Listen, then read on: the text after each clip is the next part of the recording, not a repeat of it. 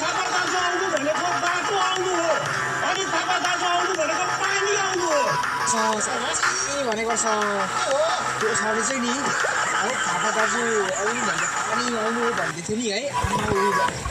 चाहिँ अनि थापा दाजु आएको कि पानी परेर आम्माम भयो सर अब तपाईँ जानुहोस् अब पानी जोड्नु पर्ने त भयो भयो जानुहोस् तपाईँ जानुहोस्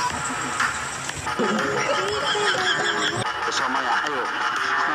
चिप्लाउँछ नि उहाँले फेरि ममतालाई त्यतिको क्षमता भएको मान्छे ममतालाई पनि चिप्लाउनु सक्ने त पार्टमा अनित थापा मात्र हो बुझ्नु भएन मजाले चिप्लाइदिन्छ त्यो छ अहिले अनित थापा दाजुकोमा त्यो कला छ